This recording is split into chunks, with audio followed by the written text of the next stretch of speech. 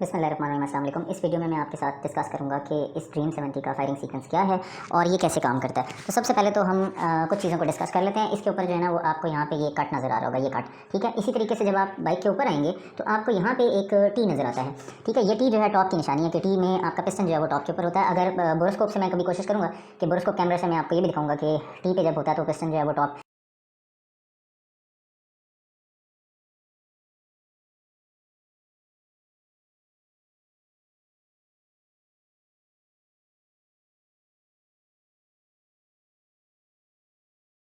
दो dead centres होते हैं, एक टॉप डेड सेंटर, एक बॉटम डेड सेंटर, यानी कि कितना पिस्टन ऊपर आता है और कितना नीचे जाता है। तो पिस्टन की ना टोटल 4 साइकिल्स होते हैं यहाँ पे। बहरहाल उस 4 साइकिल्स को अगर हम डिस्कस करें तो उस 4 साइकिल्स के अंदर क्या होगा कि हमारे पास सबसे पहले इनटेक होती है।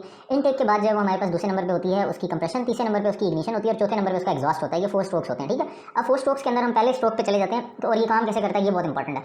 अब ना ये जो टी है हम इस टी को इस यहाँ पे एक लाइन होती है उसके साथ एडजस्ट करते हैं और इसको घुमाते हैं। तो ये एक रेवोल्यूशन हो गया, कोई स्पार्क नहीं आया। और फिर जब हम दूसरा रेवोल्यूशन करेंगे इसको तो ये स्पार्क यहाँ पे आता है। ये अब मैं इसकी आपको शो कराता हूँ कि ये स्पार्क कैसे आता है। तो मुझे इसको लाइट को ऑफ करना पड़ेगा। Let's turn off the light. ये देखें मैं स्पार्क प्लग के साथ फायर करवाना चाह रहा हूँ और ये फायरिंग कैसे होगी जब आपका ये मैं उल्टा घुमा रहा हूँ इसको और ये सीधे पे। तो ये एक चक्कर है। इनके ऊपर आते हैं और कुछ चीज़ों को डिस्कस करते हैं।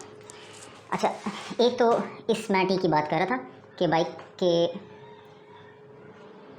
इसके ऊपर आपको ये टी शो होता है टॉप के लिए और इसके लिए जो कट है वो बाइक के यहाँ पे आपको दरमियान में लाइन नज़र आ रही है, ये लाइन, तो ये टी टॉप है, ठीक है।